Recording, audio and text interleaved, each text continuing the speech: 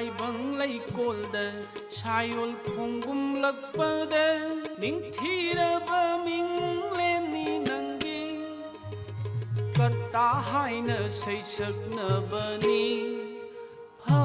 Jayda Taibang lay kolda Sayol khongum lakpada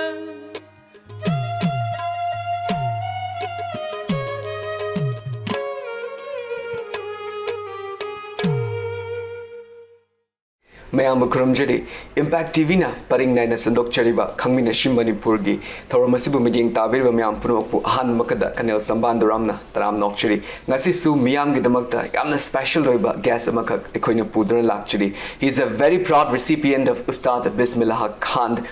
Nash Puraskar National Award Amadi Kogi Manipur State Kala Academy Yuva Award, and he's also currently a Guinness World Record holder in the field of dance. He's now serving as an assistant professor in Manipur University of Culture. So, ladies and gentlemen, without further ado, please welcome Dr. Manju Ilangwam. Mayam Kurumjari, Impact TV Kurumjari, Amadi Kanelu Tagachari. Thank you so much. Manju, ahambada koina khangjaning base like every dancer coulding work, every artist coulding work magi nungaira ba khoigi mana karam haina khoigi sigi feels da changa ki habagi wari watai me ama khaksu leidana ko ada damanju gi su wari leranga da malima taw karam taw na khoigi dance ki feels da changa ki ba habado adigi mata han boina da wari amtang review I mota hining badi dance ki field or maybe any kind of art form played na ko art form khudi mag ta chang pasing se magi inborn quality khar kha yarogadi yam thuna magi mahi se phangbugum ba natragana oza guru gi alaman gi magi ka hetare kano do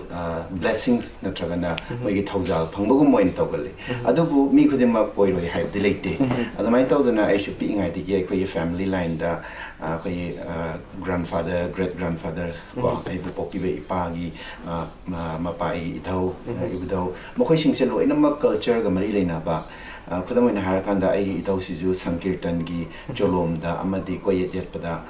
oza ya school ki angang hal haina phawrami adamai tawdana ithau su ithau gi pabung akhoi di ibudau su ngasai ningthau na mana phi pi ba haidana khuji tal amadi phaijom khamen chapa phangdana adamai konung gi da sewa chacharamba adumba saknara go idosing oirami admai tawdana akhoi hereditary haitare ko admai tawdana lakpasu oiram biyai aina sum khang padagi angang oiringai dege dum aise isai no mai taba kanda dum phamung mathak to igera na tragan tv mang do igera isai thanara dum sai ge movement jagoi isai dugi tal jagoi dum saning ba khotning ba se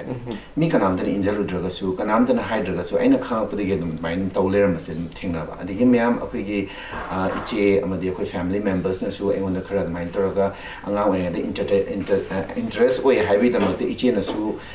club ki amadi school gi sumba kano sing sida puthok na mo hodna pa sisna ai gi ahan ba foundation platform sum oi ki adamai tawdana ai se Don Bosco school tamakpane aduga first ai ahan makarapada adu aina khanbada nursery 2 gumbo eram do male adamai toraga fancy dress to gani adana kana adum ba yawningi khotningi na haiba kan sida ai su chanjala kana ming pakhale ai khamba sa gani na maming chanjala misum aingona interest oi hibudo kamai toras haga da no kari oi ga no haisu khangmunate ning di panjala me yum dala kan da ima da tamme aduga aikhoi idau da imana hara kan da idau se matam da JN dance academy da guru oi ga leram bane mana dance academy dagi oza ma pura kan da costume khambagi costume ju pore aduga masai gi dress up to bira matung da aingon da idau da bori ba haidna aikhoi chatna bim leidana admai to na ai gi adi guru se ai gi pa popi ba ai gi idau sina adi guru oijaki adugi namitu da dup thomai thalaga aingon sida khairam halaga idawna cholom habida smai tawdabni ko hain yam ka hena sadraga su maming goina oza man nairaga tawbagi machat tradition do idawna dmai tambi angawi da karino khangde khangdraga su haujik ta thijala kanda nangi adi guru kanano nangi ahan ba guru se kanano na hanga ab kana sum thira akanda di maduna oirami habse admai tawgo oiki admai tawduna aigi jagoi gi lam sida lakki base angang oringai matam degi admai na hobby oina pamjabo oina inborn oina lakpaduna so mathang lakanda ai school da participations myam towi teachers day na chingba farewell na chingba oja singi aduga ai khoi gi laikai gi sports ki da yausang matam da di sports amadi fancy dress na chingba dance competition myam towi dana ai ya school da gi ne adubu ya school gi si gi sogaism lera ki da WFC club haidana le yam chawna khoi di laikai manung sida lera kanda adum gi cultural activities sports yam na pamja vai tare ade any kind of activities I say participate or kana angang iwe we na dum competition ge or the prizes dum khar phangba sis na ingon the inward amla kanda ai gi platform se khoi Don Bosco school gi kana stage amadi khoi laikai gi sina ai gi achow platform ahama foundation oi ki aduna sum hobby oram baduna ai se karmain taraga ai gi professional line do era kadagi have the khangbu ngamde adumai taraga ai gi professionalism amadi dance ki feel sida tapna smaina ai gi build up tarakibani neng aduga hojik akhoi gi ahalaman gi matang da supan biri ko habidi akhoi gi adi guru gi matang da so namanjuna pan biri namanju akhoi na hojik mu khangjaning base family background amuk ima ba gi ming ichi naw na kya no habda something habi ai baba na police way ko baba gi ming na elangbom rabai no sing aduga ima na elangbom ongbi angobi debi ima di housewife ni aduga ichini naw taruk ni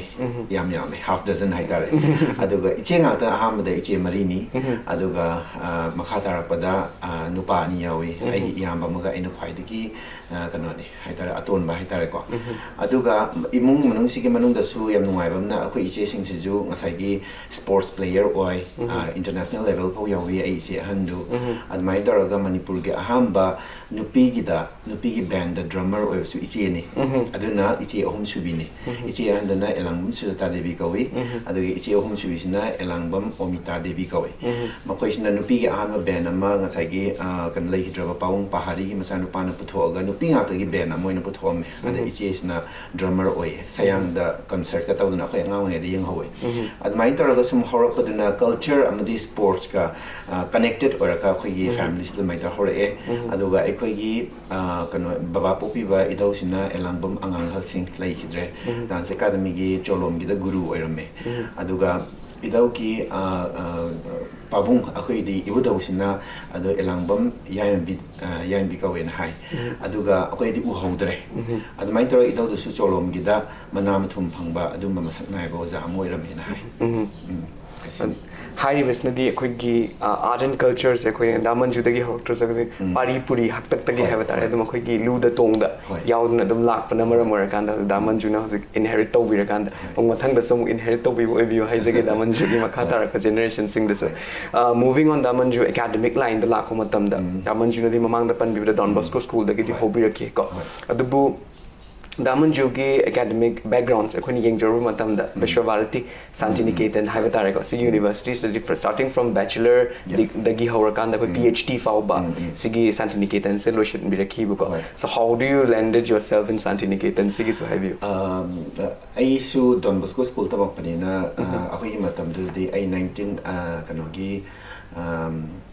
98 ki batch ne metric ki ko adum kan de Don Bosco chingmei rong dani ko Don Bosco chingmei rong shu adum yam phazana kai hatare Manipur sida achoba rank holder rumba adegi de family apha ba adumai toroga friend circle ke myam sing su like ta ling ba myam adumai tor loina rak po ai adu culture sina sum aigi inborn oina pamja bai family line ki oijaraga su adumai toroga like su pamja ba culture su pamba admai tor horopani na Don Bosco lura kana ai 11 12 ta Johnson Johnson tama ga su ai ngonda nasai gi medical line da sat ken tormani medical line da Delhi da ai se coaching to satle Satadeva college na matam da de ko sida Manipur am ta coaching hangri Delhi da sat tamnarame admai tor ga taminga sida aina pamja base medical college oitar su art ki field gumba kari gumba mamadi ki institution da collaborate to leira ga di madu yam interest oi ki ada ina khwai gi ahan ba first preference people say BHU da BHU si national competition webinar mo khoi da sit taram tani general gilmain khali se aduna all over India dei tharak pani na yamna tang na thoki ngam di wa du any am pam jagi boy doctor tamna so na kan dance ki moi gi department am lei have some moi gi prospectus to uram ni na ko dance tam basat ke doctor so oi ge hai ba gi wa khan da mai na ise kan hona jagi bane adu bo unluckily at my national level da han ba first attempt da khan ma di khar wana thok ꯊꯣꯛꯈ꯭ꯔꯦ ꯑꯗꯨꯒꯤ ꯃꯔꯛꯇ ꯑꯩꯒꯤ ꯅꯨꯡꯁꯤꯔꯕ ꯂꯩꯈꯤꯗ꯭ꯔꯦ ꯑꯣꯖꯥ ꯀꯣ ꯑꯩꯕꯨ ꯁꯥꯟꯇꯤꯅꯤꯀꯦꯇꯟꯗ ꯄꯨꯁꯤꯟꯕꯤꯔꯝꯕ ꯃꯩꯇꯩꯅꯤ ꯃꯥꯁꯦ ꯁꯤꯜꯆꯔꯔꯣꯝꯗꯒꯤꯅꯤ ꯑꯗꯨꯒ ꯑꯣꯖꯥ ꯖꯤꯇꯦꯟ ꯀꯥꯕ꯭ꯔꯥꯕꯝ ꯍꯥꯏꯗꯅꯀꯣ ꯃꯥꯁꯤꯅ ꯁꯥꯟꯇꯤꯅꯤꯀꯦꯇꯟꯒꯤ ꯁꯪꯒꯤꯠ ꯚꯕꯟ ꯍꯥꯏꯗꯅ ꯂꯩ ꯁꯪꯒꯤꯠ ꯚꯕꯟ ꯍꯥꯏꯕꯁꯦ ꯗꯥꯟꯁ ꯃ꯭ꯌꯨꯖꯤꯛꯀꯤ ꯗꯤꯄꯥꯔꯠꯃꯦꯟ ꯑꯃꯅꯤ ꯃꯗꯨꯗ ꯃꯅꯤꯄꯨꯔꯤ ꯗꯤꯄꯥꯔꯠꯃꯦꯟꯁꯦ ꯔꯕꯤꯟꯗ꯭ꯔꯅꯥꯊ ꯇꯦꯒꯣꯔ ꯃꯇꯝꯗꯒꯤ ꯆꯪꯁꯤꯜꯂꯒ ꯑꯗꯨꯃꯥꯏꯅ ꯇꯧꯔꯒ ꯃꯥꯅ ꯑꯦꯗꯣꯞ ꯇꯧꯔꯒ ꯗꯤꯄꯥꯔꯠꯃꯦꯟ ꯑꯃ ꯑꯣꯏꯅ ꯍꯥꯡꯉꯝꯃꯕꯅꯤ ꯑꯗꯨꯕꯨ ꯑꯗꯨꯒꯤ ꯃꯇꯝꯗꯨꯗꯗꯤ ꯑꯣꯖꯥ ꯖꯤꯇꯦꯟꯁꯤꯅ ꯄ꯭ꯔꯤꯟꯁꯤꯄꯜ ꯑꯣꯏꯔꯒ ꯂꯩꯕ ꯑꯩꯁꯤꯅ ꯗꯦꯜꯂꯤꯗ ꯑꯗꯨꯃꯥꯏꯅ ꯇꯧꯔꯒ ꯀꯣꯆꯤꯡꯒꯤ ꯑꯗꯩ ꯃꯦꯗꯤꯀꯦꯜꯒꯤ ꯄ꯭रिꯄꯦꯔꯦꯁꯟ ꯇꯧꯔꯤꯉꯩꯗꯨꯗ ꯃꯥꯅ ꯑꯩꯅ ꯂꯩꯔꯤꯕ ꯔꯦꯁꯤꯗꯦꯟꯁꯇꯨꯗꯀꯣ ꯑꯩꯈꯣꯏ ꯗꯗꯥꯒꯤ ꯁꯥꯒꯩ ꯃꯥꯒꯤꯗꯨꯗ ꯂꯩꯔꯨꯕꯅꯦ ꯂꯩꯕꯗꯨꯗ ꯃꯥꯁꯤ ꯄꯦꯔꯤꯁꯇ ꯆꯠꯂꯝꯗꯥꯏꯒꯤ ꯚꯤꯖꯥ ꯇꯥꯟꯅꯕꯒꯤ ꯗꯦꯜꯂꯤꯗ ꯂꯥꯛꯀꯅꯤꯅ ꯍꯥꯏꯕ ꯑꯗ ꯑꯩꯈꯣꯏ ꯗꯗꯥ ꯔꯣꯁꯟ ꯀꯧꯋꯦ ꯃꯥꯁꯦ ꯍꯧꯖꯤꯛ ꯀꯣꯜꯀꯇꯥꯗ ꯁꯦꯇꯜ ꯇꯧꯔ ꯂꯩꯔꯤ ꯑꯗꯨꯒ ꯗꯥ ꯔꯣꯁꯟꯁꯤꯅ ꯁꯨꯃꯥꯏꯅ ꯍꯥꯏ ꯑꯩꯈꯣꯏꯒꯤ ꯀꯩꯅꯣ ꯃꯥꯝ ꯑꯃ ꯂꯥꯛꯀꯅꯤ ꯃꯥꯁꯤ ꯁꯥꯟꯇꯤꯅꯤꯀꯦꯇꯟꯗ ꯁꯨꯃꯥꯏꯅ ꯑꯣꯏꯕꯅꯤ ꯃꯇꯝꯗꯨꯗ ꯑꯩ ꯁꯥꯟꯇꯤꯅꯤꯀꯦꯇꯟ ꯍꯥꯏꯁꯦ ꯐꯥꯔꯁט ꯇꯥꯏꯝ ꯑꯩꯅ ꯇꯥꯔꯤꯁꯦ ꯑꯗꯨꯃꯥꯏꯅ ꯇꯧꯔꯒ ꯀꯜꯆꯔꯒꯤ ꯑꯗꯨꯒꯨꯝꯕ ꯖꯒꯣꯏꯒꯤ ꯀꯔꯤꯒꯤ ꯀꯔꯥꯒꯤ ꯑꯩꯈꯣꯏꯅ ꯍꯧꯖꯤꯛ ꯀꯩꯅꯣ ꯀꯣꯂꯦꯖ ꯌꯨꯅꯤꯚꯔꯁꯤꯇꯤꯗ ꯇꯝꯃꯤꯁꯦ ꯁꯤꯒ ꯆꯞ ꯃꯥꯟꯅꯅ ꯁꯨꯃꯥꯏꯅ ꯂꯩ ꯍꯥꯏꯕꯗ ꯑꯩꯉꯣꯟꯗ ꯌꯥꯝꯅ ꯀꯩ ꯍꯥꯏꯇꯥꯔꯦ just like a dream comes true kind of udragasu aingona yam impress oibado ada mana aisu sumaina culture gida pamjai khangbanina nang amtang wari tana hona habadagidi amadi opportunity da lawraga chak saminaba matamsida aina hanghobane ha ganda mamoduna aidi mamu kawe ma principal ni oza su dum yangi oza ni adabu mana fazana hairame aina hoji orise principal ni atopa university college ki amadi doctor engineer gi the professor na haido aduga rank chap mana na isu jagoi gi the professor in have the something masai gi engonda guideline ama akoi manipuri de dum ganda dance or maybe art forms ina as a part of the professional line the education oina sapangam gani hai leigani habagi mamiyam de udeba manipur da prick show kai adumba artist na chingba phaw oja guru me amsu leigre adubu sumba academic line ga samnabagi matang simadi wat panina ada oja dana do ham de ge engona mang phawna ga leigre adana medical ga chang gidre adana yum da hala kanda aina ima da haira kanda matam de doctor tamni na haira madagi baba hoi kari hoina di jagoi sagani haidi kanani yani godoino ko adamai tawdana sum ima da harga imana baba da convince taraga degiti last moment ko last date oiram daida akhoi da ga taraga ibani Santiniketan da chatle without knowing any place anything khangbra admai taraga sidagi Guwahati dagi Santiniketan phawa yaurabra gyamin ta da hugal hol yeng da koyam wana admai tar thungki thong kana mamo thengna badagi di mana guideline da pira kanda ina changjaring badi dance natraga na fine arts ani side apply toning bane da mamona last moment oirabanina mana jagoi tahonimbasu yamna oijaba haitare ko nupa su tangbanina aduna jagoi khatang da apply tauki adasu khalakani khaloi khangde adamaina magi residence da tha ohum leiraga kanna foundation dagi aduda leiriba oza Gyaneswari kana ga leipa mangonda tamba changjaraga jagoi basic foundation chali adegi di lairau gi portion khara adugumba myam singdo tamma kanda competition da yauki yara kanda lai ukadna in first dare adumaina aisa Santiniketan da jagoi gi professionalism amadi academic line da mai tor sang mangam khina how to sigi bachelor gi sigi ira matam du da hayo tare ko damanjuna 2006 or male if I'm not mistaken it was in 2004 da 2004 da khoi gi topper tarakhiba ge gi wari gum ma amang slay mal sigi matang sa ina khangjaning with Santiniketan gi damanjuna entire sigi Santiniketan gi episode sida hayo tare ko thengna rakhiba adu gi experiences me am da ru kitang share to biro ahan chappa ganda di it's not like other cities ko kudamoina haraganda Delhi Mumbai Bangalore Pune kan harba kudamoina khoisdagi general education tamba chatna bakanda ithak irang pamjabani khangde natragana akoi di city life da pamjabugumba adumagi style du gadi pura khetnare Santiniketan sigadi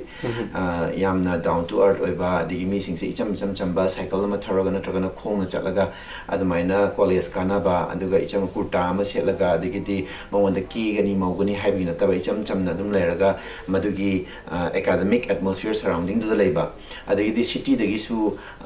like Kolkata dagi na Santiniketan 3 hours by train ko aduga Santiniketan hariba Bolpur district ki manung sida sida leiriba madugi institution do khataneba atai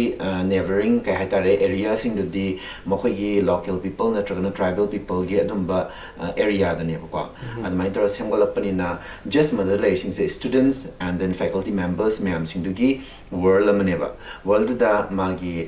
academic line natragana man pamjari ba thabak tu di atai atopa haidok ningai leitana ma da dum in grana aphaboini injaba adu kana gumba city life pamjabna da leiba hina da na chatkibu gumba admai tor leira akanda di what is the value of human relationship natragan amaga mari leinaba masai gi materialistic world ne amna dominate tawdaba natural world la leirabani na adugi human value do hengala na amaga nungsinaba culture de hana deepen to eba admai taw thengnare Santiniketan da aduga aina 2004 da changa kanda ngasai gi hojiki to kitang mention to boina 2006 da di I graduation where kanda graduation da mu aina all university gi oina highest topper oina oira ki dance amalogzaraga su like science arts adigiti fine arts ladiba myam sings dagi every student dagi aina mark hela kana topper oina khalle aduga moina squad member khanbirakiba admai tawkiba ko samai toraga horaki Santiniketan se yam nungai aduga no mani ni kitang lebada di magi mahausi khangmamde like 1 week or 10 days later kind of maduki manungda cheliba soulful oiba yamna ing chikpa aduda adugi damaktabu peaceful pamba peaceful places amane adubu modern society lakpadagi ding sai cycle tormadagi bike car ayama seasonal pagi matang su lakpadum haugra haitare ko aduna all over world dagi different countries dagi foreigners mayam Santiniketan da la kanda yam na nungai na mahi masing tamdana adagi de makhoi gi lifestyle de adapt to na bhot na ba dum mayam su yauri adana Santiniketan is something different adumba mo oi aduga as a Meitei as a Manipuri amoina mapan to kanda di hoi ekhoi Manipuri machawer su anyone kano sing sai ko se explore to wam changi just ai gi residence da ai gi state da ai gi region do kitang consite to na taba ai gi da consite to ga di ai gi lairi ba madu gi atmosphere do kitang khang ga to pa oi ani aduna mapan da sala kanda di mi atopa gi culture amadi ma gi atmosphere do khang kana sing mu su hengala i then ai ko gi culture do ga interact to kanda ai ko da kari watli ai ko na kari heli have gi comparative studies oi bam su yawe yawe chances am lai aduna sidagi ipong pang azat kibedo Santiniketan yoro kanda di haijin na Bengali kok sainai duna ko aduna makhoi sing su yam na kai tare yam thoughtful oi ba yam cunningful oi ba makhoi ni cham taraga su tung da kaino ma makhoi ne advantages oi na bhon na pa sing du su ma da kai low myam khang pa su dum oi aduna sing bu su hengal hale tare yam no mai se tare have the mahidam na to kanda life ki lessons me avak su pura kanda Santiniketan dagi lakpira kanda Manipur sa mo hoje mo damanju na mo makata na mo teaching professor ta changbi mi na te makata na sum changbi ro damanju wari se makata boina damanju aina sum yengza matam da especially Santiniketan da tongan ba art forms me am ka kitam pham me am ka le atupu koina dance ki context yeng matam da de khoi gi Manipur gi tongan ba artist me am ka so ha tare especially khoi gi Manipuri classical dance tam ge ha tare ga di the first option ma khoina choose to was hena higher studies ki tam na gi damakta Santiniketan da wine mo je tare ba ai tongan ba artist me am ka sai Santiniketan gi tholak me am ka thang ne lem na so tamang de ha tare adubu aina zaning base art dance ki field sida Santiniketan sida kari maram gi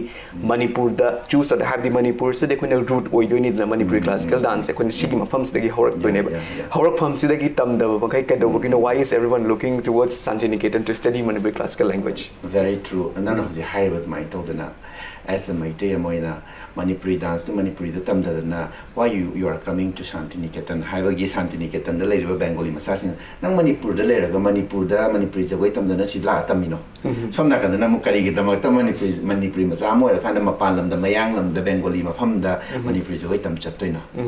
this is the same questions but still why I was being dear habis digi matang da di matam da ekoi gi ngasai gi aino ozam thengna rapado he was like one of my godfather gumba haibi ai like it ko yam nuai ki de aduna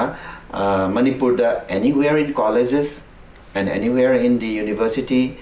graduation masters ki level da no option were there ko aduna university da adum bagi mafam da su thambi bana tabni na aina pamjab di jagoi su yam pamjai pamjari ba jagoi du ai su academic line da pamjabani na academically chatpa pamba adamai tawdana Manipur da tamba yaba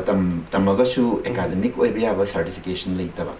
government dance college lei adagi the government dance academy kare Manipur Jawaharlal Nehru dance academy lady leiraga su makhoi digi tholokpa certification rani UGC gi level yauna adumagi approved of certification di pibungam dabanina aduna aina tamjara ibadusu medical tamni tawjaraga su aduga level chapmana udang sai ozana kari haramni professor ainu oise admai do chapmana atopa university gi professor ga rank chapmani have the one the impression am leikibdo aduna where I can study har kan da Santiniketan lere atopa somewhere Rajasthan gumma ke unda khar lei na hai adubu Santiniketan ai oza du su leiramni admai do changi bane changa kan da something different or is na ngasai gi Pitribi gi ina amadi India gi ina icon oiriba power ba Guru Ravindranath Tagore ki university ni magi mindset magi motto miyam duda fully kano kahitare apply to kan the symbol of university among oibani na maduda icham chamna di oide mi chamam na oiramni na aduna spiritual connectivity su oi human value du su yang wangi nature ga yam dependent oi aduna magi mindset to the aduma symbol of university among oibani na ekhoi su humanity gi ground da and develop oina ba mioi ba mo pakan da kari oiga da gi have the machak to oina ba da hauji ki have the tom chin ngan ba ma di thora pakan da ki mo khara da khena ba phangi haise masi da ngasai gi really ko na har kan da ngasai gi external affairs me am khud mo na har kan da artificial world da kya chang dra bani na aina ai se kari no ha bi gi khoi thi jari se khoi peaceful palm bani na aina ai se kari no have thi na mo na pakan da ki gum lai tram na da sum chang jal sum nei ram ni na ko aduna kari gum am theng ra pakan da khoi na thola kan da di atopa sings na mai gi mindset to the hona ga the hona ho the na khar khar chai tho le hi the gi ai khoi ni hena serious in hona ra pagum bo eba su yawi aduga Bengali macha da le the gi su mai te masa se khar chat kin na hena su phabo ere sin kari gi no ha kan da ai khoi di mainung da sira su chang su langjan bi ra bani na mainung da gi mai sa su dum hing ga hogala kan da madu ngam na ba theng na ra bani na ngam da mi chat ki su yawi just like I was the I kan da something as a Manipuri mo na sa ka yam the surprising when hang give the Manipuri mo ra kan da ma pan da Manipuri zo tamba kari gi sat ino have do I should be the one of the person in history hai tare ko mai te masa mo ina history da ahan ba mapan tho kan da graduation master PhD lo ga lak pa sai ni hai na hai ni nge ko Santiniketan da ai la tne ma da mai te nu pa ma su la ame na di hai mai te kano da gi Assam ram da gi hai adu su khara tamba har ma ga oi da na sat khena hai ngam da na adu mai tro ai su chapa kan mai te gi ozanga da ni lei sim du di moi na hai wo nang su mai tau doi ra da na oza sing na khara aham da neglected oi ba sum yaw re ai na sai gi oza gi sorry hai siam si ma sum machin naw don konjan biraga the maitro sembirak pane aduga sum hawala kan di aina pamzeru ba masagi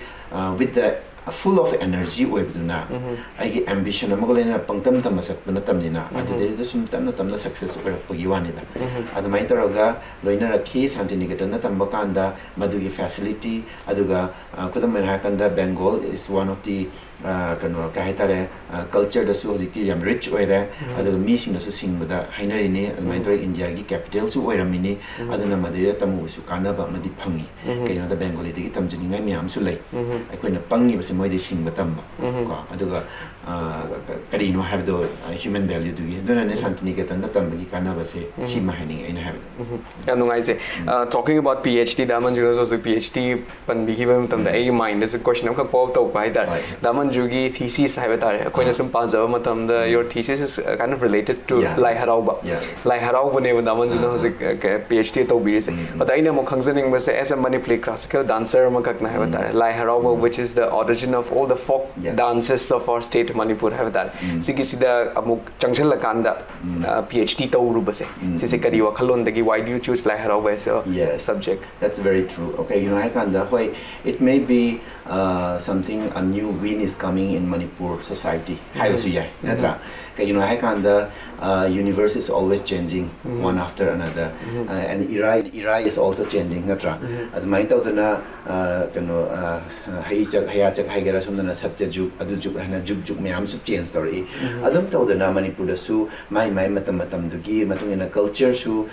culture is also movable admai ta just like religion is also moving ka sum ta dana aina lai harau the interest when a lot of physical you know hai kanda ai ngasai aina Santiniketan da tamuraga su fully ai Santiniketan kitangi knowledge na te ba aina hoji loinazari se santin ai da khwaidi achoba advantages oigise ai maitei masa ama manipuri masa moirabadina santini kedan de academically admire taraga oza sing ligisu tamba phange then manipur gi wangmada atopa culture myam su upa phange aduga manipur da la kan ke no root oiriba oza guru myam pik thal leirabani oza guru sing khalla ga admire taraga oza sing ligi mahi tamba chei bena kaino ha kan santini ketan da di natragana bengal da di durga puja have say like 1 to 1.5 month kuma suti thai ba adum matam adi december gi winter season da su dum thama mu suti thai aduna every year da sigi month ani sima la akan da adum kanu gi specific oza sing da choose da taragat mai tor tamjare ad mai tor tam kan da aina ahan do oza sing theng nazar pase cholom gi oza thang ta gi oza amadi lai harau ba amadi thang ta gi oza ani pun bas mai tor sim tamjara pa adu akhona su lyric se dance ki field da ai thesis ki topic to dances of kanglei lai harau ba the cultural heritage of manipur na heaven adu da oza sing theng na pa kan da ai khoi ki jagoi se classicality da yaujara agasu kadai wai da magi root chele bage na sum thira paganda hora pham de khang do mya de tuna ko masi kai de khalai no ha ganda as a manipuri as a maitei moina mapan lam da sadura kanda di migi kathak dance de kathakali bharatnatyam adu da hariba myam singse makhoi ga comparative amane na ni eba ai khoi su smai chau thok chani go khoi su smai leiram gani ko aduna khoi su smai to ba hai ai khoi ge ha ba wakhan sin da tora kanda ai khoi gi classicals da di kari leiri ba deepen oina naina tabi yar treba aduna scholarly oina natragadi jagoi pangsa saba natragana pangchat chat pa kana bumna khara pangnik ne khanda mi na kai ma question ha khanda adugi interaction to bunga maktra khan ti ai culture system downfall la gi chances la na bu oeba aduna masi khudong sa lor khanda atoppa nan manipuri sing na opportunity me am lor khanda moina highly scholarly field di highly oina moina matata rank to la lady ba ji phobuda akoi tamna akoi sim thok dei dana ko an mai taroga hojiki da sunaga comparative oina su neina rakpa aduga madugi su henna manung hanjana khangninga manipuri dance se kaino na personally I as a soloist amoina adigi manipuri classical dancer amoina dum hauserapani stage ta aduga oza sing da sum neina rakanda di cholom da samuraga su cholom gi neina rakpa kanda magi gatti gi oikera magi cholom gi phire phitu oikera adigi di thang ta gi oikera natragana atopa jagoi gi formation oikera oirappa kanda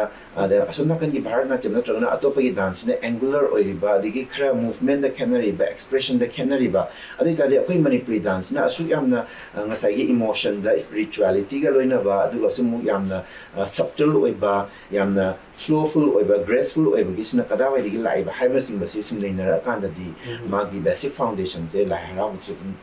tatna yaudaba yatra ano ozam yam singsu tanaro kana di madugi do root to khangdaba yade na hara kanda di aina yam interest oina dances of kanglei harawa aina di dances of lai harawa na apun voi nei na dingam bani adu bu mai gi PhD gi kai committee myam singda na gi lai harawa hai tari yam chawmin kre haduna kanglei harawa da subsel kanda kanglei harawa dances no nei na mai to nei na halapani adna cultural heritage of manipur haina so aina thamme ba ko aduna di somna kanda lai harawa gi akoi gi chali sabagi adigi di khut ki de cham na to ba chabu ko pa madu gi history myam hakalo kanda di lai harawa related oiba akoi gi historical background based over like myam su leirame leiramabrina e adu de why not I should be learning on this lai harawas foundation harakanda mai changjala paneba changjala kanda adu yam nungai su thengna kanda adu tar di ekoina ngasai gi khudam moina example in harakanda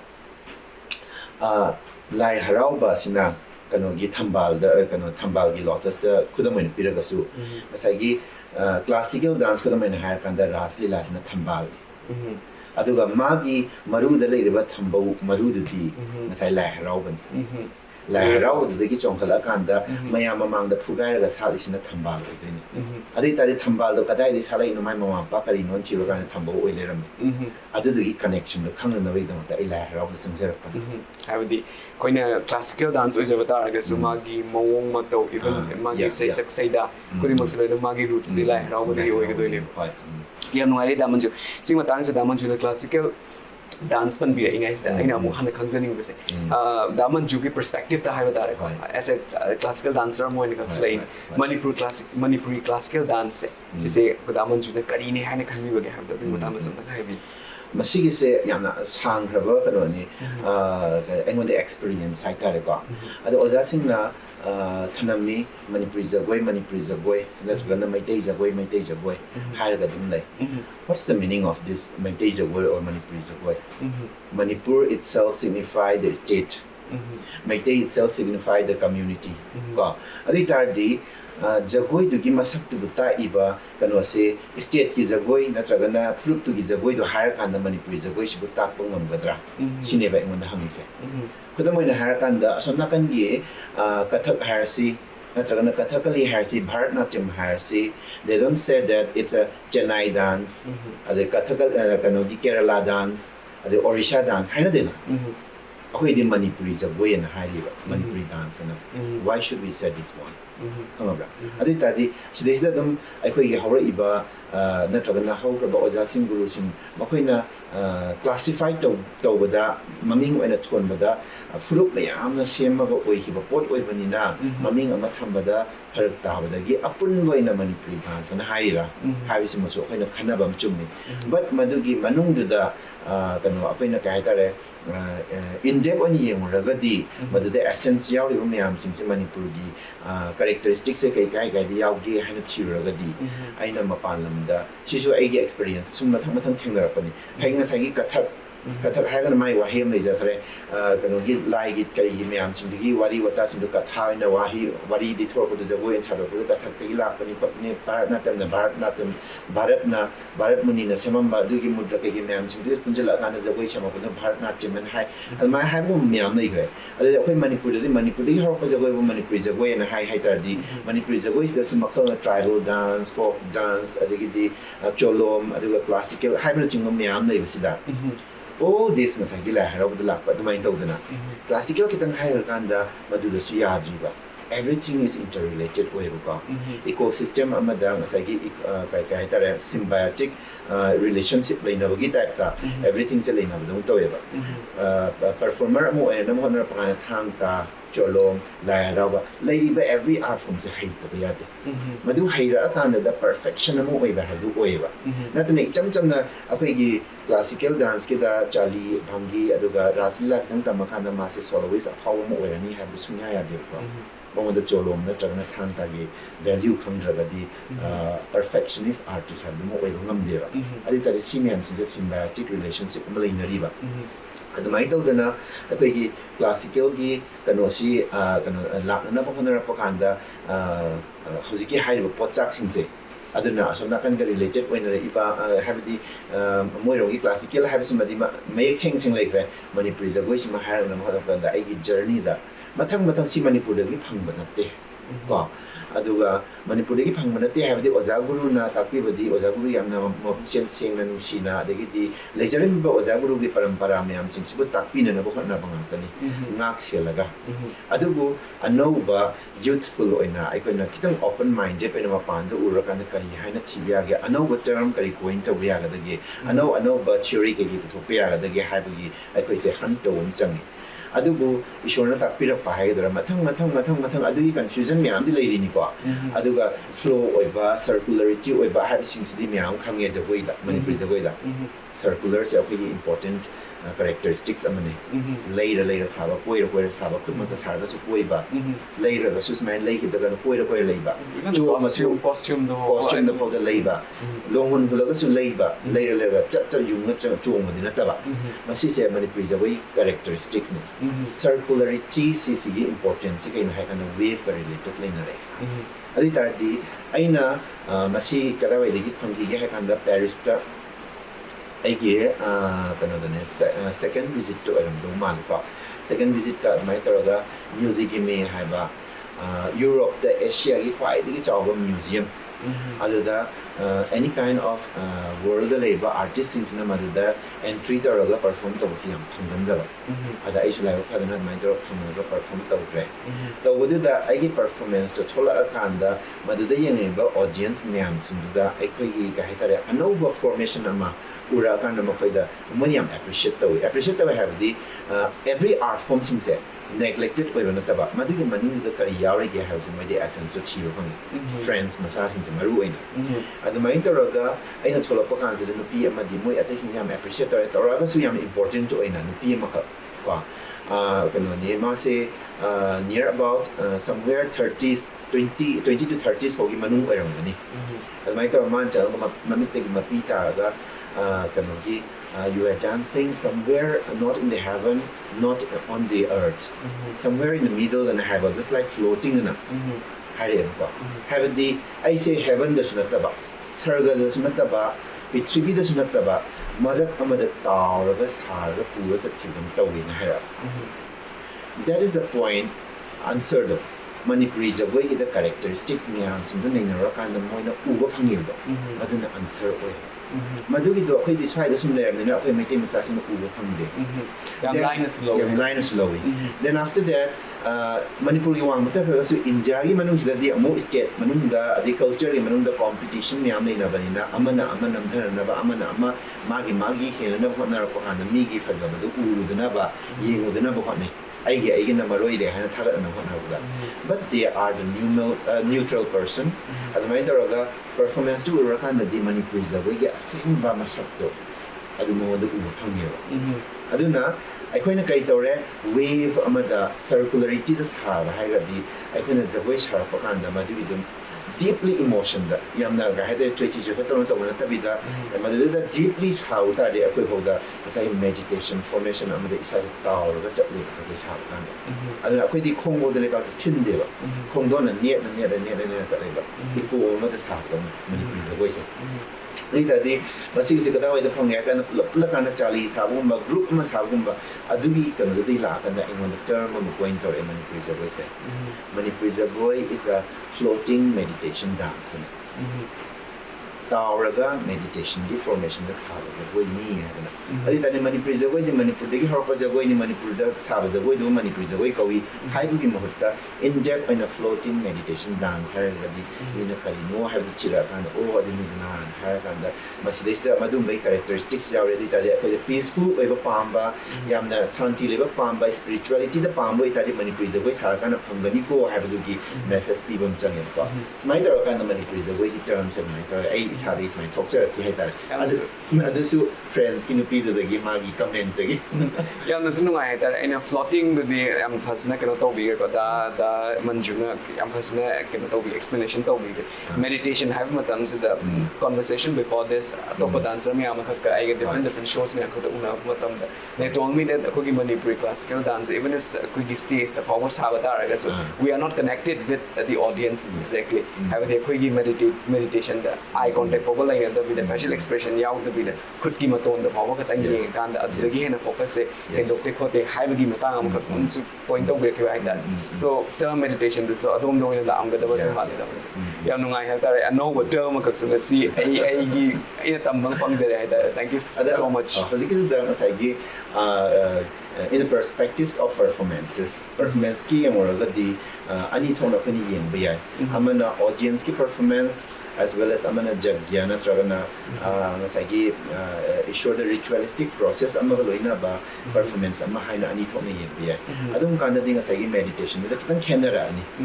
ngasagi fully meditation ka tho kanda devotional oira kanda sangjabaduna ngasagi ritual performance da fully madudati any outer connection to gi kem da darkar ta spiritual connectivity oina na hona kan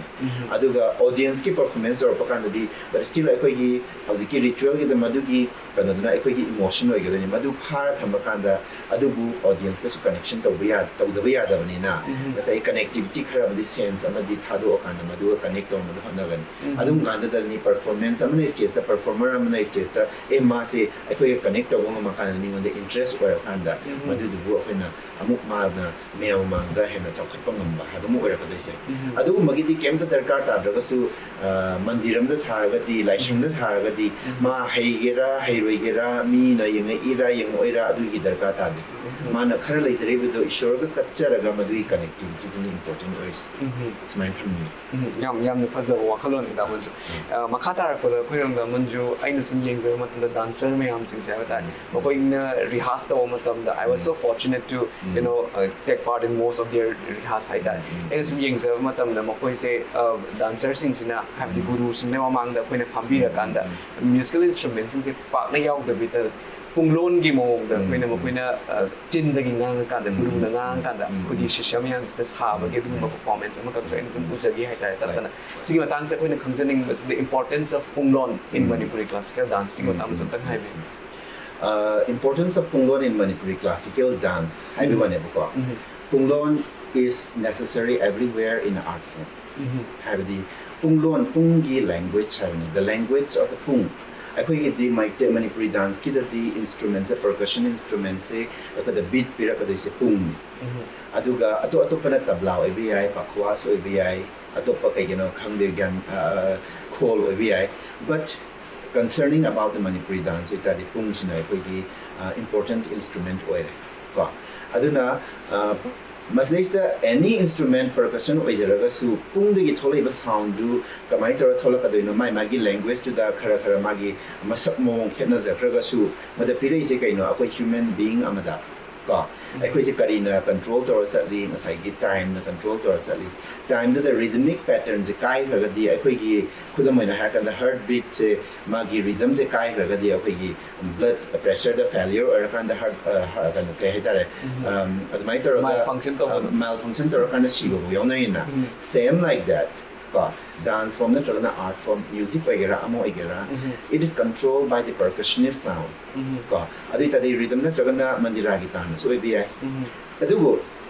Masdays da mo akoy de pung no era banina pung do de sound thole pung do na akoy se control tor time the second tick tick tick obi but the so mo pung gi pung lon de makhal nyam nai kre ada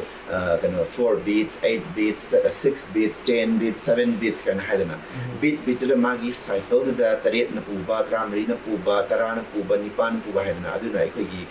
professional dancer singi oi ke ba adu gi manung da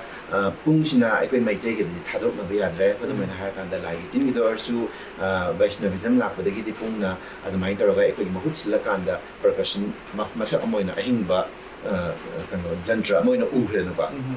adu mai tor ga mangwan di tholei ba punglon sina kari maram gi da mangta na sai gi instrument to yaw dra ga su pung sina kari gi da mangta oi no ha do kai no ha kan da akoy season to go doi se tan thada angang oi ngadi gi dum hina tor kana tan ni satoi se ko ta ding ha su madir da timing amada ni mo ke sa mo se adula punglon do lo ga di chat ka doi se hakchang da no ma kana khong tham da dia ponte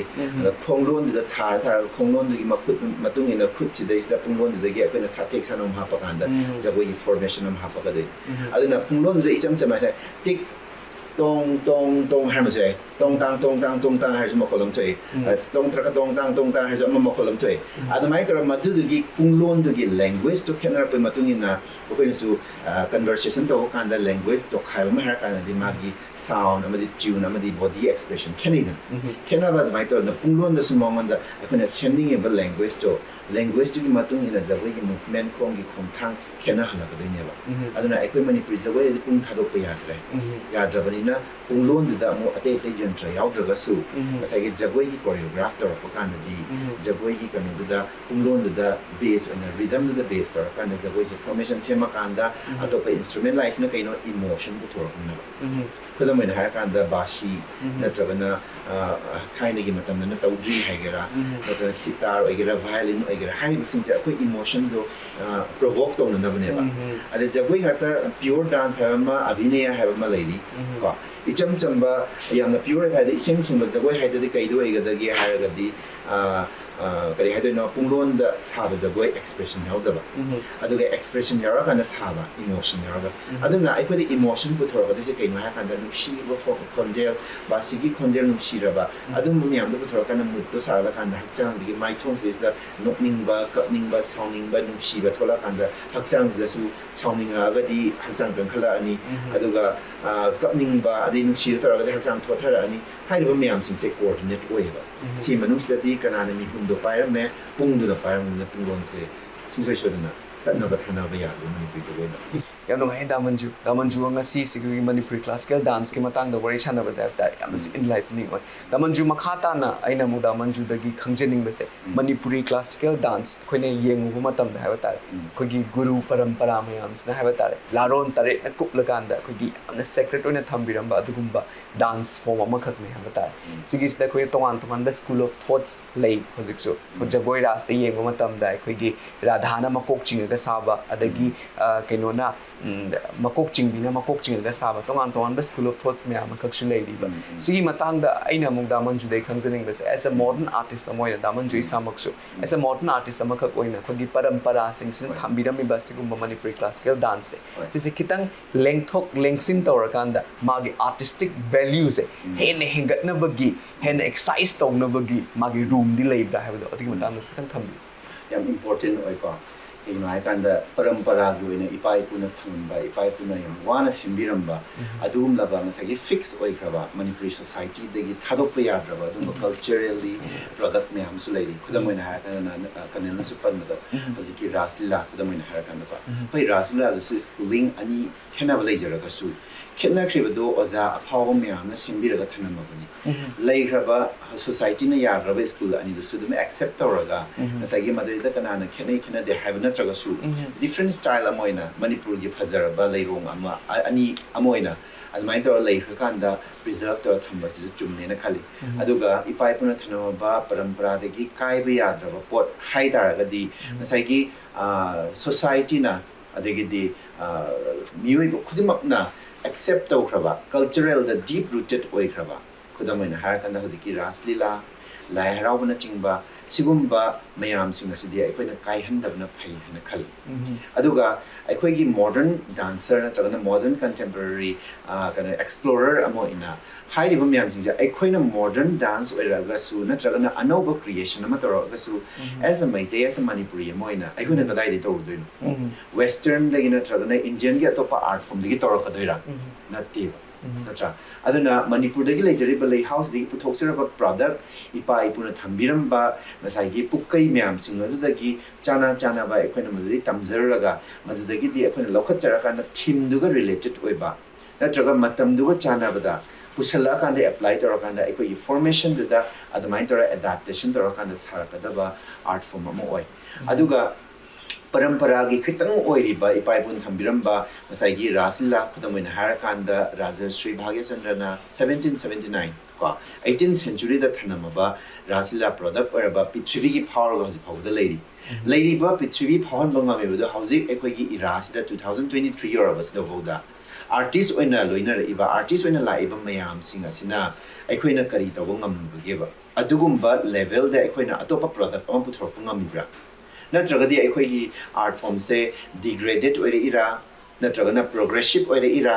ꯍꯥꯏꯕꯅꯆꯤꯡꯕꯁꯤꯅꯤ ꯀꯣ ꯑꯗꯨ ꯑꯣꯏꯇꯥꯔꯗꯤ ꯑꯩꯈꯣꯏꯒꯤ art ꯐꯣꯝꯁꯦ ꯑꯗꯨꯝ ꯂꯦꯡꯗꯅ ꯂꯩꯈ꯭ꯔꯒꯗꯤ ꯑꯩꯈꯣꯏꯒꯤꯁꯦ ꯃꯌꯥꯝꯁꯤꯡꯁꯤꯒ ꯍꯧꯖꯤꯛꯇꯤ ꯐꯥꯁ moving culture, fast moving competition world ama oirakanda art sima manipurgi art form manipuri culture chawkhatle haribase mafam ama kanba ngamakadoribra ngamaroidoribra haibasini aduna ipa ipuna thariba fajagraba ngasai paramparadagi lermibasidi archaic oina lengba yadrabani ritual ga loinarabani religious aspect loinarabani aikhoigi society siga chahi cha kaya dagi smain toroga build up toroga la abni lengba yadrabaduma ipa ipun thamiramada sekna thambiba adui manungda ipa ipugi mangani kharaduna aikhoidagi madudagi ahenba mu kari thorpa ngamibage harakanda ipa ipuduna su hanna ya akanda ei isa singse chawkhala e aikhoibu pukhatpire makoi mamai pai hadu oigadoini natragadi imung manung makta su mama pa da dum depend tawle do mama pa na su pamamoi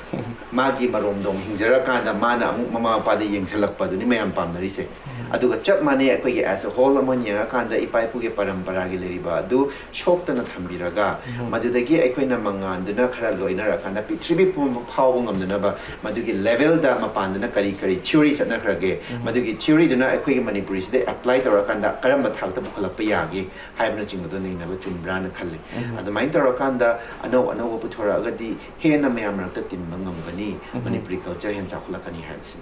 yam nungaije daman ja habdi sisu achumba amakakne haibtare ngasai conversation before this akhoi off camera da high the ipai pugi maral level since koina kai chara drane have the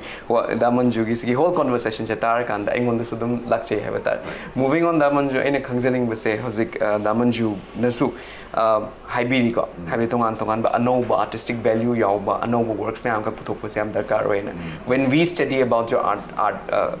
work hai batare ko damanju ge artworks e khoina study taru matam na khoina tongan ba work solo as a soloist hoina tongan ba solo me am ka thing nei hai batare interestingly sigi solo me am se coming from the Manipuri classical dance the haiza bataraga so damanju gi solo me am se khoina yengu matam da mingwina khara pallab da sayol taret kumba adagi leishem nongshem gumba sigum me am khak su uzei ba hangzaning ba question di Manipuri classical dance haid na khoina lairi ba sigum ba classical dance khoi gi kaino ka haitare khoi gi hindu changa aba matam da hai batare vaishnavism changa aba matam da dumaina develop tau gi ba dugum ba dance form khak oi sigise adubu damanju gi solo work me am si yengu matam da di khoi gi Hinduism siga khena badalai ba all tradition hai batare all belief system hai batare sanam hijam sisiga yamna related toy ba laishem nongshem gumba adagi cycle trade gumba myam kha koi ba sigi solo myam se damanju ina hangjaning se khoi gi housic society se su thengnari ba khoi gi in search of our individuality hai batare akoi se kanano maitai sing se kanano hai na koi society se su youth myam se yam kana thigat ba hore ibane ba adu sigi matang sida aina hangjaning se damanju damanju gi artwork mayam se khoi gi audience mayam sing si appeal tauna ba audience mayam sing se please tauna ba gi wakhalon da sa gi brand ka kari wakhalon da sa gi ba no ha di matang da habi of course si yamna nungai ka hai kan da ikona kitang correction ama su chum changi ka hai ka mayam sing si gi mindset da khudam moina ha kan da folk dance tribal dance and then the classical dance hai na hauji se oza guru amadi expert mayam sing su classical have si kari no have gi achauba debate ne batong se aikoina classical have say the term itself is a western word adu classical hydrangai da hindu word ta mu haraktar di indian kanogi text harga di shastriya na haiba shastriya siga classical ga mu chanari bra haidana so mu debate tong ne ba adu sum chana de shastriya harga na khara bum chu ne yeba ko aikoi gi indian context ta lei ba classical dance na then after that classical harakanda aikoi da sometimes ego amagi wakhalon da lakpa sum yawe folk haragana lower class ni habigi wakhan mu yawe tribal da mu anmai tar khan bagi madama si jo mu yamna aranba method ne ba ko adana ai gi mamang su sometimes paper sing adigi di discussion sing kai makan da su dum yaw ki kai no hai kan da classicality have a see ozaguru myam na su have kan da western concept da hauzik inau na somewhere like kanogi Stravinsky kanaga aphaw musician myam nei ko asom na kan da aduna even kanogi write up the su classical writings kanaga myam nei duna Shakespeare hai kri wena who is Shakespeare is he kya da later mano admai Stravinsky has he kya mutam da later mano moina chema mi ba music moina chema mi ba writing do classical and high ba then what is the meaning of classical have the nebuka aikoina asai gi dharma da religion the based or kana semba art form do na classical ni na na folk ni na tribal ni have separation tham doira have ma joba zik debate ne ba aduna example in people one is Stravinsky gi some years like I don't know say he sama shruva sudriba khangde Stravinsky gi mai kana sika adamai taroga mana sema me music to classical music and high ba kari gi da classical high na mana sema music to da ngasai gi musical codification amadi hongba yadraba musical term yam sing do noted down the rakanda mana sema do a to z how de gin lo po se masigi parings do we ga bani sidagi kai be yade magi tone bas mai we ga ni hani yam section na amato pinpoint powder swina bia da ba and mind fix when a thamgra pot to go classical ni na hai khangabra aduna di akhoi gi Indian context tam ya kanda Manipuri jagoi do erga su akhoi na classical dance har kanda there are 7 dagi 9 dagi 10 adu da na haina ri ko classical sala kanda akhoi se high standard high di level the lady have wakadum khalleba adi tare som na classical gi term do yemuraga di codify fix refine hongbe yadraba kai be yadraba fix when thamgro khudam in hakan the raslila the krishna gi dress to krishna gi kanogi na tabara bes na tragana radha gi potloi to set with the krishna ni radha ni ha na phanek set laga adai phajom ga do atopa ma set la kan da koktum kanoga koki chura ga do nakan da thela kan da radha krishna ne sar kan da raslila oibra manipuri jagoi da chak manaba dharma da sar ga su bes tar ga su madu raslila oide adu itardi costume power the fix oigadaba ade isai gi terminology isai gi mathang manau nai na laiba punglon mathang manau nai laiba admai tor raslila ade magi chrome kain lai kai bia daba adu gi damak tabu ya kan da raslila se dharma gi the base to zuraga su magi mapum do er kan da classic formation yawi hadan yam rif manipuri gi lerami bang sa gi in haije ki bala raw de gi su foundation oina hairaga su man hausi ka da re la raw de gi mu yam refine or kan da phaja tho hala kan da ta ga sana da langkhat hala kan da arang ba pot thambal ina have the maru de gi thambal oina puthora pado madu er kan da classical ni na mayam da khudol tam bane ba aduna adumai tor kan sis na something correction amagum bane nga sai gi mayam sing da hoji akhoi gi artistic oi jari ba mayam sing da classicals na kaino have the gi confusion am lady ba aduna hoji ti kari claim to na rai pena gi music my big dance form my big culture classic way classical ne na kari gi damakta my be have se my big costume je hongbra magi phijet chakcha mai samun phaudo hongde aduna magi angau ba selaga post ga ne gi kari sarong setana toribdo magi as a figure amoina micham amana adugi dress o selaga na sa khizara thamasu e my the my big dress ni that signifies aduna fix way kravani aduga mu kai dawre mai bija goi da di lai ritual sara kanda lai mamang do lai ching sara paganda mai khongdon kang ba ya ba khut hendok ba ya ba yam restricted codification amada sai hauji ta bangsa sa jamna ma khangre ko kari gi damakta ritualistic connectivity ngasai spiritual connectivity do kanda yamna achauba akpa thajaba mada sini hena yam luri bu ko kari gino hai kanda mai biduna lai duga samnara kanda madugi sarapa kanda khut sa kang bu khotpa khong kang bu khotpa ya aina se research torom ni na madu hek kari ma soidana kang na mane he laudana madu kaina saraga di khundu da awa ana nangi habigi achet pathajaba magaloina ra kanda magi paring do hawdin loibo kaidana sara iba adi tadi kyam classic were kyam classical were sidane ba aikoina religion da based tor kanda foundation do masagi maithism da based tor ga di madu na folk oigani lai harau da based tor ga di natraga na kano gi radha krishna gi da hinduism da based tor ga di classical or ni have see concepts ma di la le ko aduna anything that we sung hai hai taba formation sung yaw da ba mana krishna gi dress to sesal laga natraga na classical gi costume ne na sesal ka na mana phairing turing na pangsa sara ga di madu classical oi dori bra she is a question atra Exactly. adu itardi si ani si ye kan ne ba what is the meaning of classicality adu gi concept the local kanda why not we should create it the dance form apart from the story of the Vaishnavism based on the Meitei religious natragana Meitei epic natragana Meitei kano da tarakanda akhoi chu puthok pa ya da kari another exploration neba masagi hai ke bado masagi kano da boundary duma da fix to sala thama kana madi hendor traga de khoi khut cha phajala thambadona adai ta di thim duna kano akhoi de hintor akanda masagi khudamaina lan gi sa lan gi khudamaina rajasri bhagya chandra gi jagoi fawda semi bukwa masi ahan ba ai haujiputi ai oza ming ona panjarab da oza amushna gi da adum dedicate tawzare haitare ahan ba rajasri bhagya chandra festival gi da tawramis da national festival ada ai selection phang padagi ai no oza da oza ai bhagya chandra gi jagoi sima semning na dum hai leiba kaino hai kana mapan chala kanda masagi hinduism amadi maitei gi leiba religion ani sigi tied up to baya ba madu da sem baya ba zagoi oiga da mi shak se kana no ha kan da rajasri bhagya chandra eba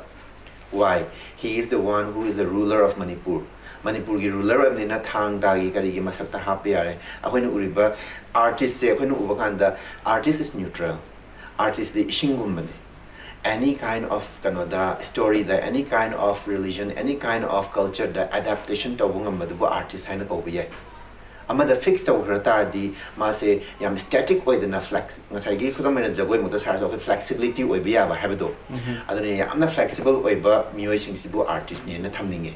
aduga artist singsna mukai tawba lairiba culture amadi lairiba religion oigra mana tung mafam da masi promote tawna mayamda message pin na ba machak se medium se kana na mu oi ha kan da artist na mu oiba aduna admai taraga hojiki da hariba pot se masigi matang da jagoi oiro amoiro ano formation da ai isama phoda maitai gi khudamai na ha kan hojiki sayon taret ka kanoga di leisem nong sem di solo performance na te madu na dance drama oina ne aina puthoki base aduga aina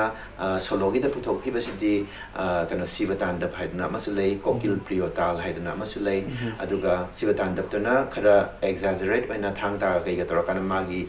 tandav ki formation da chana bagi sivagi kano dane aduga kokil priyotal sina asagi cholom da akhoi dauna semamba cholom gi da kokil priyotal haidna dance academy da syllabus moina tamami hai adu aina aigi adu mo idau gi satra yamna achan mo iba laikhidre adu so aina dum idau kawe idau chawbal haidna ma so elang bomne mangwan digi amu madu da tamjara kanda aina jagoi gi formation da puthorak pane aduga amu anova moina aina why not ngasai gi kano gi durga mahadeva admai tawdana no boarding to pan to be suwari da kadoi puthok pa yaroi haidana madugi costume da kai da ka da mai tor classical form amoina folk da natiko classical solo dance amo ina madugi du aina nongpok apan ba haidana mai tor puthoki puthoki pot si costume maker oza kanoga sarat ka tanaraga admai tor costume design amadi dance formation laiba singse maitei gi thim du da kamai tor classicality da puslap ya ga ding asai gi concept ti karida fix codified amadi refine we have do icham channa la hera was have na taba la hera was hariba pot dagi lauthora kan refine to thora pa yar kan da kamai tor ko thop ya ga da ge have concept to tholak hibani admai tor ga semaga si attempt sing se tor hibani haidare aduna aigi mottadi nasai kano gida as a classical dancer mo era gadi kedoba mapan lamdana Manipuri classical dancer era kanda ekoi gi status ama thamdana bhona ba root thirapa khana kadoba ground da leiba mayam sing sung nei na ba si ani se tour ga chat pane ina si toris gan mai je yanu se faze makhata na to wi ko tar yam darkar oi makhata na daman jo ina mu khangjening ba se khoi gi tongan ba daman ju gi dance drama da gi dance creation me am khak lady ba mingoi na palla ba da khoi gi firebird the my beloved sister kaina myam khak slei sigi se ina mu khangjaning ba se khoina dance drama dance compositions myam se tor kuma tamda khoi gi tongan mafam sing sida utluba matam da ding sai gi Paris ki story ang khak slei ko ano perspective ama khak phangi ba adugumba gi reactions myam khak slei gi habatar but when it comes to Manipur da khoina sigi dance drama dance creation se utpa matam sida audiencing sina as a artist to gi magi creation do adu absorb to ngambra magi artist to gi creation da mana lokshan ngambra habado audience ki reaction se kamai to ga do du matang nu tang haibi masiki se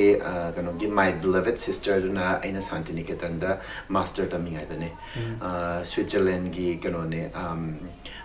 artist amaga ibani se collaborator kanda some creative amoina contemporary ina puthoki bane maduduna aigi di ahanba contemporary art form amoina experiment tau ki brahina su khalle marak marate isai go pangsa sa ba creativity school da kai da isana jogoi laser film music ama matar kanda chongtho ga sa ba semja baduna amo ikraga western countries ki Vivian Gap kawe Switzerland machani ma Switzerland the lady aduga ibani pulla khanda masai gi beloved sister machin manau gi nushina ba gi term da adigi de magi life da personal life the contemporary to was I am the personal life the based to gale magi mayamba ma masimana mayamba malai the haiter suicide taroga taw hibda the mangwa sum kai haiter madu do recalling to kana dum khalla lebagi wakhan sum leiba mayamba dugi spirit to ma dum kare haiter connection ma leibi mo no sum khanba ade the dedicate to boina maiter mana ai gi jagoi ke u dagi iban si collaborator to sira na have dagi aming kai thonsi ke na maiter ga my beloved sister na same ꯁꯦꯝꯈꯤꯕꯅꯤ ꯁꯦꯝꯈꯤꯕꯗꯨꯗ ꯑꯩꯒꯤ ꯑꯣꯏꯕ creative ideas ꯃꯥꯒꯤ ꯑꯣꯏꯕ creative ideas ꯑꯅꯤꯗ ꯄꯨꯟꯁꯤꯟꯅꯔꯀꯥꯟꯗ ꯀꯔꯤ symmetric ꯑꯣꯏꯅ ꯁꯦꯝꯖꯤꯟꯅꯔꯀꯥꯟꯗ ꯑꯗꯨꯃꯥꯏꯅ ꯇꯧꯔ ꯁꯦꯝꯈꯤ ꯌꯥꯝ ꯁꯥꯡꯕ ꯅꯠꯇꯦ ꯑꯗꯨꯒꯤ ꯌꯥꯝ ꯅꯨꯡꯉꯥꯏꯕ ꯑꯃꯅ ꯁꯨꯝ ꯏꯆꯝ ꯆꯝꯅ experiment ꯇꯧꯕꯅꯤ ꯃꯌꯥꯝꯗ performance ꯑꯗꯨꯝ ꯀꯩꯅꯣ ꯇꯧꯈꯤ ꯑꯗꯨ ꯃꯥꯏ ꯅꯨꯄꯥꯅ videography ꯇꯧꯈꯤꯕꯅꯦ videography ꯇꯧꯔꯀꯥꯟꯗ ꯑꯁꯣꯝ ꯅꯥꯀꯟꯗ film festivalꯗ ꯊꯥꯕ ꯀꯥꯟꯗ award ꯐꯪꯉꯦꯅ ꯑꯗꯨꯃꯥꯏꯅ ꯇꯧꯔꯒ ꯃꯥꯅ ꯊꯥꯔꯛꯈꯤ ꯑꯩꯉꯣꯟꯗ messageꯀ ꯑꯗꯨ ꯇꯧꯋꯦ ꯑꯗꯨꯒꯤ ꯃꯇꯨꯡꯗ ꯀꯩꯅꯣ ꯑꯦꯟꯖꯦꯂꯥ ꯍꯥꯏꯗꯅ ꯑꯦꯟꯖꯦꯂꯥ ꯁꯣꯐꯤꯌꯥ ꯁ꯭ꯇꯔꯖꯔꯅ ꯐ꯭ꯔꯥꯟꯁꯇꯒꯤ ꯃꯥꯁꯤ Manipuri dancer as well as choreographer contemporary dancerꯅꯦ ꯃꯥꯁꯤ ꯃꯅꯤꯄꯨꯔꯗ ꯑꯗꯨꯝ ꯂꯥꯛꯑꯦ ꯑꯩꯈꯣꯏ ꯁꯤꯗ ꯑꯗꯨꯝ ꯂꯩꯌꯦ ꯂꯩꯔꯀꯥꯟꯗ ꯃꯅꯤꯄꯨꯔꯗ ꯂꯩꯔꯤꯕ ꯑꯣꯖꯥ ꯒꯨꯔꯨ ꯃꯌꯥꯝꯁꯤꯡꯁꯤꯁꯨ ꯑꯗꯨꯝ ꯑꯩꯅ ꯆꯠꯂꯒ ꯑꯗꯨꯃꯥꯏꯅ ꯇꯧꯔꯒ ꯈꯪꯅꯍꯟꯗꯅ ꯃꯅꯤꯄꯨꯔꯒꯤ ꯂꯩꯔꯤꯕ ꯀꯜꯆꯔ ꯃꯌꯥꯝꯁꯤꯡꯁꯦ ꯈꯪꯅꯅꯕ ꯁꯨꯝ ꯃꯥ ꯇꯥꯟꯁꯤꯜꯂꯦ ꯑꯗꯨꯃꯥꯏꯅ ꯇꯧꯔꯒ ꯏꯕꯥꯅꯤꯁꯦ ꯀꯣꯂꯥꯕꯣꯔꯦꯇꯤቭ ꯑꯣꯏꯅ ꯋꯔꯛ ꯇꯧꯋꯤ ꯇꯧꯔꯀꯥꯟꯗ ꯍꯧꯖꯤꯛꯀꯤ ꯐꯥꯏꯌꯔꯕꯔꯠ ꯍꯥꯏꯕꯗꯣ ꯐꯥꯏꯌꯔꯕꯔꯠꯇꯨꯗꯤ ꯏꯕꯥꯅꯤꯒꯤ ꯀꯩꯅꯣ ꯑꯣꯏꯖꯔꯒꯁꯨ ꯄꯥꯜ ꯍꯥꯏꯗꯅ ꯑꯣꯖꯥ ꯇꯤꯀꯦꯟ ꯅꯥꯃꯩꯔꯥꯄꯝ ꯇꯤꯀꯦꯟ ꯃ꯭ꯌꯨꯖꯤꯛꯀꯤ ꯑꯆꯧꯕ ꯑꯣꯖꯥꯅꯤ ꯃꯍꯥꯛꯀꯤ ꯀꯩꯅꯣ ꯃꯥꯅ ꯗꯤꯔꯦꯛꯇꯔ ꯑꯣꯏꯔꯒ ꯏꯟꯁꯇꯤꯇ꯭ꯌꯨꯁꯟ ꯑꯃ ꯂꯩ ꯄꯥꯜ ꯍꯥꯏꯗꯅꯀꯣ ꯄ꯭ꯔꯣꯒ꯭ꯔꯦꯁꯤቭ ꯑꯥꯔꯇꯤꯁ ꯂꯦꯕꯣꯔꯦꯇꯔꯤꯗꯨꯗ ꯃꯣꯏꯒꯤ ꯆꯍꯤꯒꯤ ꯑꯣꯏꯕ ꯏꯟꯗꯤꯌꯥ ꯒꯣꯔꯃꯦꯟꯗꯒꯤ ꯁꯦꯡꯁꯟ ꯇꯧꯔꯛꯄ ꯄ꯭ꯔꯣꯖꯦꯛꯇ ꯑꯗꯨꯗ ꯐꯥꯏꯌꯔꯕꯔꯠꯇꯨ ꯁꯦꯝꯕꯅꯤ ꯍꯥꯏꯇꯥꯔꯦ ꯁꯦꯝꯕꯗꯨꯗ ꯑꯦꯟꯖꯦꯂꯥ ꯏꯕꯥꯅꯤ ꯑꯗꯨꯃꯥꯏꯅ ꯇꯧꯔꯒ ꯀꯣꯔꯤꯌꯣꯒ꯭ꯔꯥꯐꯤ ꯇꯧꯃꯤꯟꯅꯈꯤꯕꯅꯤ ꯇꯧꯃꯤꯟꯅꯈꯤꯕꯗꯨꯗ ꯈ꯭ꯋꯥꯏꯗꯒꯤ ꯃꯦꯟ ꯔꯣꯜ ꯑꯣꯏꯕꯁꯨ ꯑꯩꯅ ꯀꯨꯝꯈꯤ ꯀꯨꯝꯀꯥꯟꯗ ꯉꯁꯤꯗꯩꯁꯨ ꯅꯨꯡꯉꯥꯏꯔꯤꯁꯤ ꯉꯁꯥꯏꯒꯤ ꯋꯦꯁꯇꯔꯟ ꯀꯟꯇ꯭ꯔꯤꯁꯇꯗꯤ ꯌꯨꯔꯣꯄꯤꯌꯟ ꯁ꯭ꯄꯦꯁꯤꯌꯦꯜꯂꯤ ꯌꯨꯔꯣꯄꯤꯌꯟ ꯀꯟꯇ꯭ꯔꯤꯁꯇꯗꯤ ꯆꯠꯅꯔꯤꯕꯁꯦ ꯉꯁꯥꯏꯒꯤ ꯏꯄꯥ ꯏꯄꯨꯒꯤ ꯄꯔꯝꯄꯔꯥꯗꯣ ꯃꯈꯣꯏꯁꯤꯡꯁꯤꯅ ꯃ꯭ꯌꯨꯖꯤꯌꯝꯗ ꯊꯝꯈ꯭ꯔꯒ ꯑꯅꯧꯕ ꯑꯦꯛꯁꯄ꯭ꯂꯣꯔꯦꯁꯟꯅꯦꯕ ꯇꯧꯅꯔꯤꯁꯦ creative ideas restriction oina thamagadi madada creative knowledge myam tholakte mind the sharp oirakte aduna freedom ama pithoga artist the freedom of mind freedom of creation thola khanda di anova creation thola khanda achouba kanoma oire aduna western countries Europe America di contemporary art form matani hoji ori singse aduna khudamai harakanda artist sisu achouba society amagi ozagumne haiba yai khudamai harakanda Leonardo da Vinci gumba mase artist ni magi artistic wakhanduna puthomba mayam sing aduna construction do oigera natragana artistic art form do oigera natragana politician do oigera mongondigi laws magi formula mayam lora kana seasonary dana but who is he is an artist adumai to na artist sings the freedom bithoga freedom haidna phatabrom da chalu haibna taba asumba deep thinking da kanagadaba society da kanagadaba itadi ano myam puthorap yai puthora kana maduna society to the kanagadaba peaceful gidani khangde na tragana progression dani khangde oido myam su tholap yai madu afaba sing do lokhalaga adumai taraga maslais da aikoi kanogi modern dance firebird to tauki yam successful way hin haitare adudi mapanda tawrubana te manipur da tawbani manipur gi pal si da tawi tarakanda audience myam gi reaction yam phajaki aduga anova mahau amoy tarakanda newspaper da karida news channel myam lakhi aduga loina na sum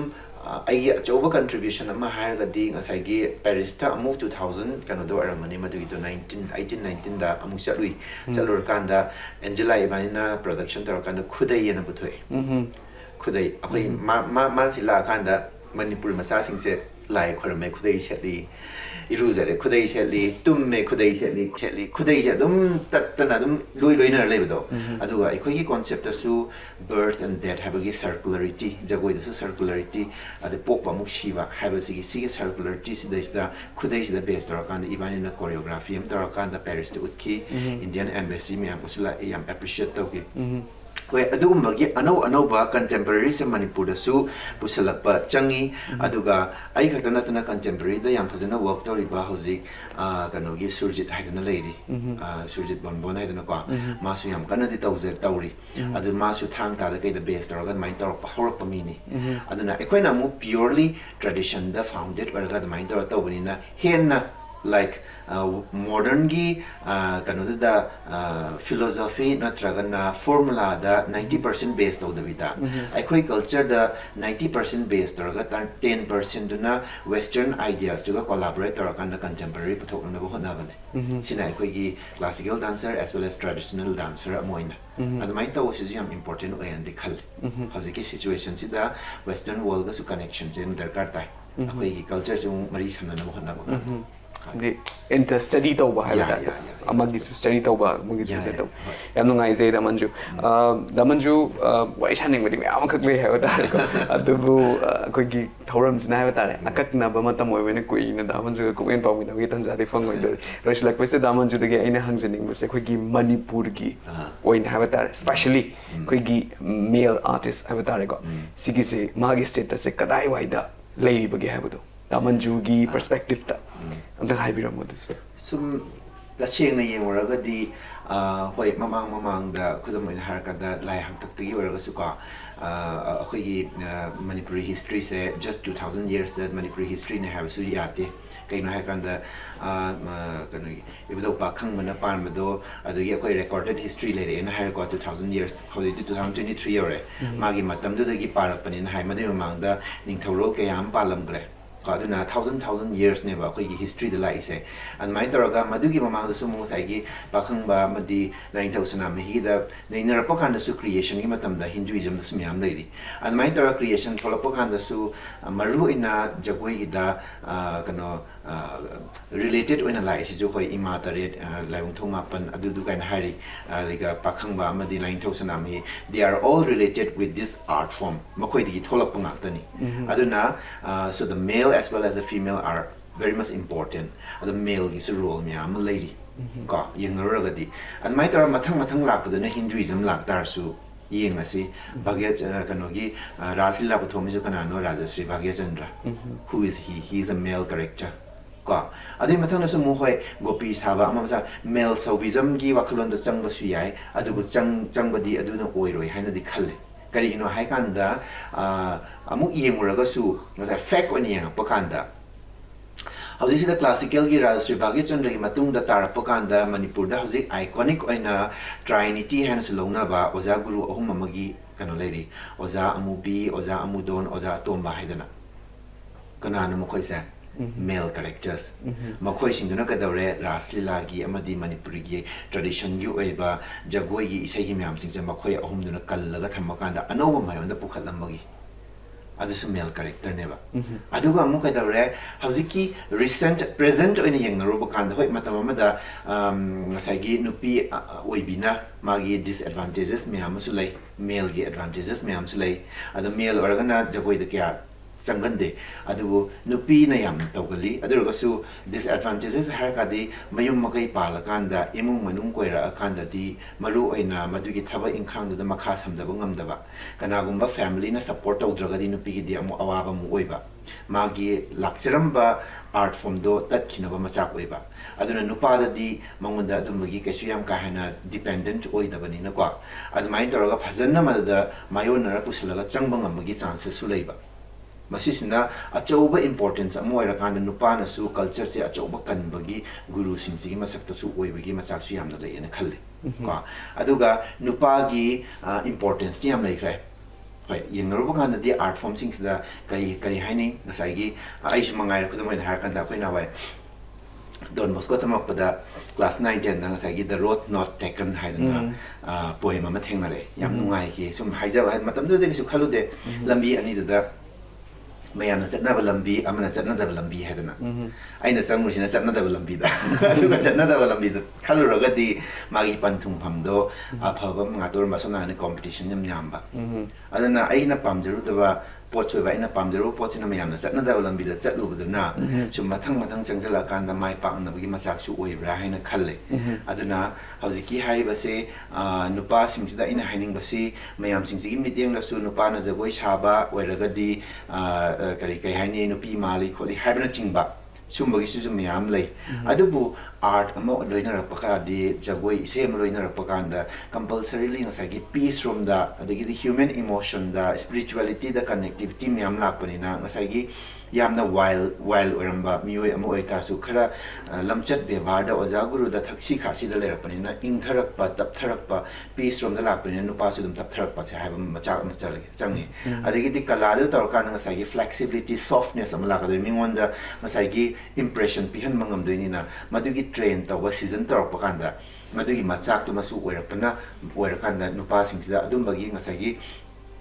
character da khara softness la pasudum oi brana khale but adubu madu no surely oi gani have the natte artist mo itardi hardness as well as softness ani se tu na khangbom changi nu pisu nu pasu you know haikanda soloist amo era kanda character khudima angang su aham ju nu pisu nu pasu loina mak mana mingonda kanu tarakanda message pi bungam na wari khangan bungam na oi rapanina aduna nupa khratangi nupa sing chudum art from the chang padum darkar ta hin khali am no ngai ji chang ko so oishna have ta no pa no pi ani ma punna have ta manipuri ki khoi gi manipuri bu malem da masak tai ba du gum ba khoi gi jagoi se punna yokhat minara kanda generation to generation se khoi inherit ta horaga adu maina tham bengam ba su oishna have se khoi gi mai kai digi so haise ge ma sung impact tv gi mai kai digi so dr manju ilang bam ka tungda tawbirakadaba thabak mayam khuding mak su ani mak mai pak po ibrau ima glai baki khoi mingchat chi have tare through your artwork have tare ko hena khoi mana mingchat pu biro have se impact tv ma kai degi se thamjage thank you so much Manju for your time mashini ngasigi impact tv na paring na sindok chariba Khangminasi Manipur gi thoram mathangi episode ta anawu personality amu puduna anawu wari kya amu lijai ki ge impact tv bu bijing ta review